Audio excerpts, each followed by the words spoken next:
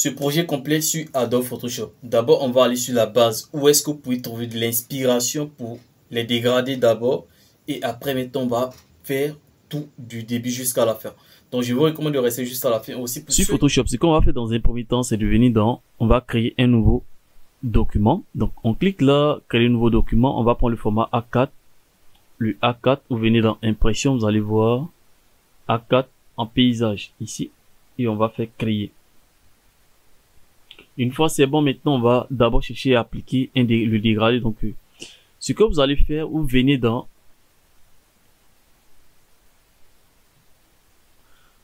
sur ce site-là,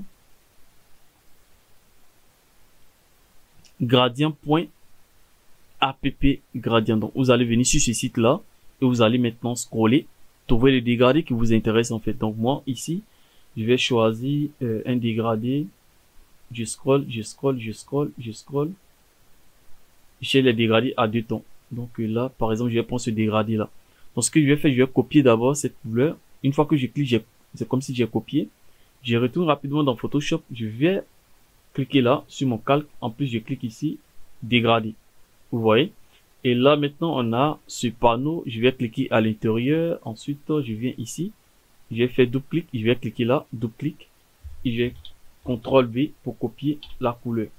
Donc ici, n'oubliez pas de cliquer ici pour voir si l'opacité est à 100%. Donc je clique ici aussi pour voir l'opacité est à 0.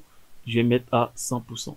Donc ce côté là, je retourne encore dans. Donc je vais copier cette couleur là aussi pour aller coller là-bas. Je viens là, double clic. Je colle et automatiquement j'ai mon dégradé ici. Voilà, donc maintenant on va jouer sur l'angle. Donc ici, moi, je veux qu'on ait un truc, peut-être si vous voulez un truc de 180 degrés, vous mettez 180 degrés. Voilà, si vous voulez un truc, voilà, en fonction de ce que vous voulez, en fait. Maintenant, vous pouvez inverser aussi. Vous avez la possibilité d'inverser, comme ça. Donc là, par exemple, moi, je vais rester sur 90 degrés, comme ça. Mais en inversé, comme ça. Non, comme ça, c'est mieux. Ok, donc une fois que vous avez fini avec ça, maintenant, on va attaquer les éléments les plus importants. Donc là, on va faire un rectangle et un cercle comme cela. Ouais, voilà, le cercle, on positionne ça très bien. On va centrer. Ok, donc une fois que vous faites ça, ce que vous allez faire, vous allez faire CTRL J, vous allez CTRL J pour dupliquer.